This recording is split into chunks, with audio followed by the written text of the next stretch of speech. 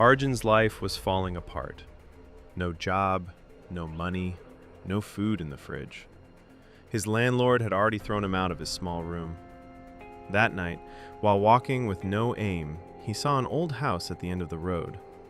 The house looked quiet, almost forgotten. A board outside said, "Room for rent." Arjun knocked. The door opened slowly. A tall, thin man stood there. His eyes were strange, like he was looking straight through Arjun. His voice was cold when he said, "You can stay, but there are rules. You must share the house with a girl. Never disturb her prayers. Never open her room. And remember, some doors are better left closed." Arjun felt uneasy, but he was desperate. He agreed.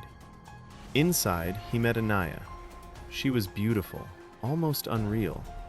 But there was something odd. She always wore socks, never once removing them. She never went outside in the day, and one room in the house, at the end of the corridor, always stayed locked. Still, she was kind to him. They cooked together, laughed, and spoke until late night. Slowly, he began to like her.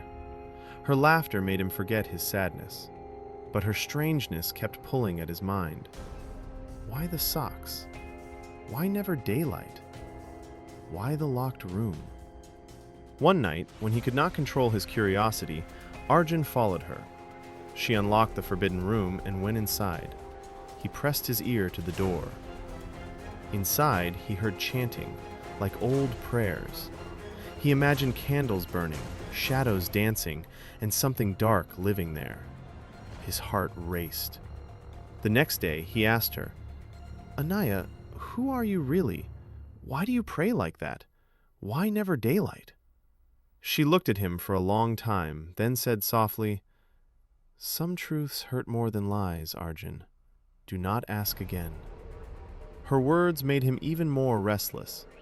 Then the signs began. One morning, Arjun noticed something strange in the mirror. His reflection looked weak, almost like smoke. He blinked, rubbed his eyes, but it stayed the same. At night, he tried to eat, but the food had no taste. His hands passed through steam from the hot tea. He panicked. He ran to the landlord.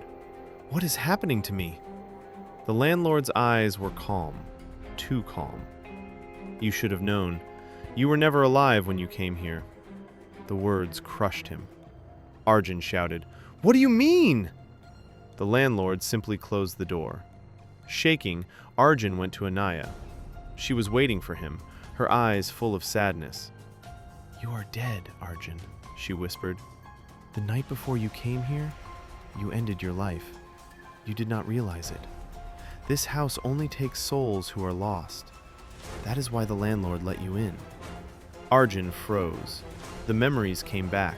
The hopeless night, the walk in the dark, the pain. He thought he had just walked to a new house. But no, he had walked into another world.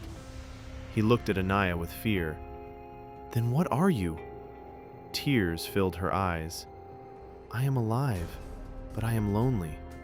I pray every night to keep you here, so I can see you. That is why I wear these socks, barrier between worlds, why I hide in daylight. I hide in the dark so I can stay with you, why I keep my room closed. That room is my temple." Arjun finally understood. The landlord was only a gatekeeper, the house a shelter for wandering souls, and Anaya, the one person who chose to love a ghost. And in that quiet house at the end of the road, the living and the dead found a strange, haunting love. They sat together, two lonely beings, one alive, one not. And though the world outside moved on, the house kept their secret. Because sometimes love is not about time or breath. It is simply about finding someone who stays, even when you belong to another world.